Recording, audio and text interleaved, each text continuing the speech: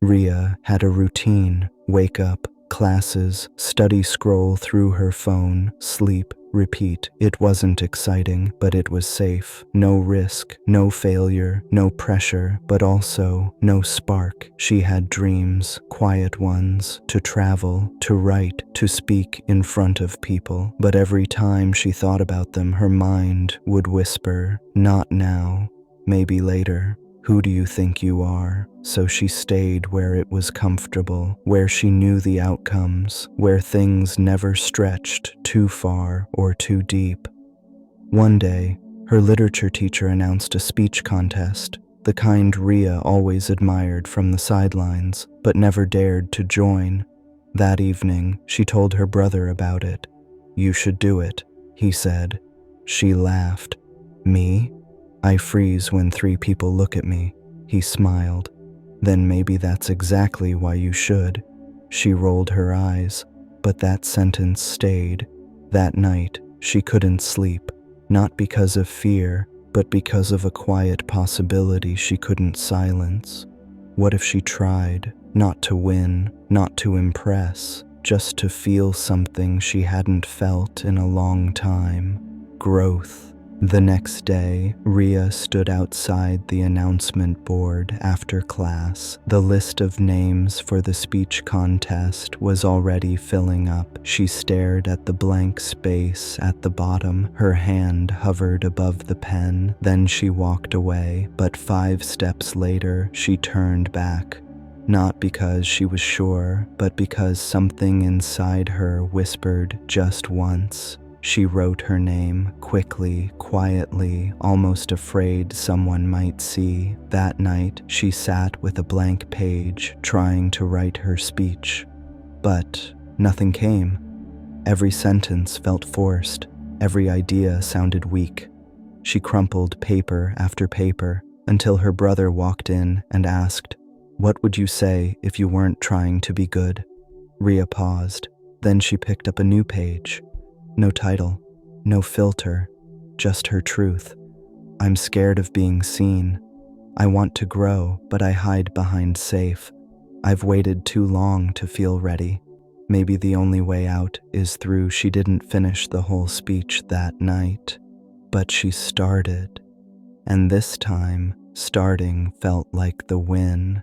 Each day leading up to the contest, Ria practiced her speech alone. Not in front of a mirror, not with a timer, just whispering the words to herself under her breath, like a secret she wasn't sure she was allowed to say out loud. She still stumbled, she still doubted every sentence, but she didn't quit. One afternoon, she stood in an empty classroom, script in hand. Her heart was racing, even though no one was there. She read the first paragraph.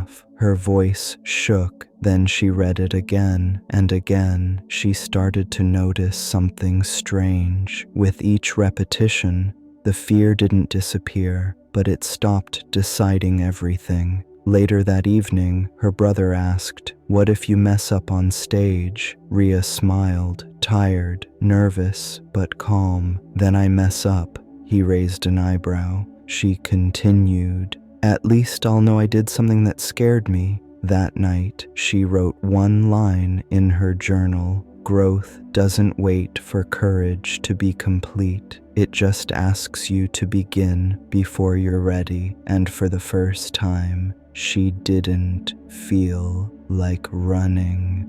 She felt like showing up. The day of the contest arrived. Ria stood backstage, her paper folded neatly in her hand. The room buzzed with nervous voices, fast footsteps, last-minute rehearsals. Her name was 3 spots away. She thought about backing out, just quietly slipping out before anyone noticed, but then she placed her hand over her chest. Her heart was racing, but it was still beating. It meant she was alive, present, ready enough. 2 names left. She took a slow breath. One name. She closed her eyes, not to escape, but to return to herself. Then she heard it. "Next, we welcome Ria Sharma." She walked up, not confidently, not smoothly, but willingly. The lights felt hotter than she expected, the silence louder. She unfolded the page with shaking hands, looked up once, and began. Her voice trembled through the first few lines. She lost her place once, but she didn't stop because she wasn't there to impress. She was there to prove to herself that she could stand in the stretch between comfort and growth and not fall apart, and somehow that was enough. As she spoke, something began to shift. The fear didn't vanish, but it moved to the side, making space for something else to come forward. Clarity, honesty, her voice. Ria stopped worrying about her posture, about how her voice sounded. She just focused on the words. Words she had written in doubt, but now spoke with truth. She finished her speech and paused, not dramatically, just naturally. The applause came softly, not overwhelming, but real. She stepped down. Her knees were still shaky, but she wasn't the same girl who had stood frozen outside the sign-up sheet. Backstage, one of the other participants said, "I loved how raw your speech was. It felt like all of us." Ria smiled, not out of pride, but out of recognition.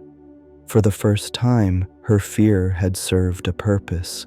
It had shown her where she needed to go. That night, back home, she didn't even open her journal.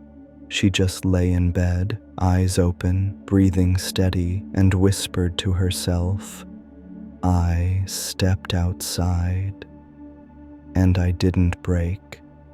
Sometimes growth doesn't feel like triumph. Sometimes it just feels like not running anymore. The next morning, Ria walked into school as usual. Same hallway, same faces, but everything felt a little different. Not because anyone treated her differently, but because she saw herself differently. She had stretched, she had stepped out, and even if no one else knew what that moment meant, she did. Later that day, her teacher handed her a small note after class. It read, "The real stage is life. Keep stepping into the light." Ria folded it gently and slipped it into the back of her notebook. That evening, she sat by the window, watching the sky shift its colors. She didn't write a new plan, didn't promise herself she'd always be brave. She just sat with the knowledge that fear was no longer a wall. It was a signpost, and the next time something scared her, not because it was dangerous, but because it was new, she wouldn't turn away, because she now knew the comfort zone feels safe, but nothing real ever grows there.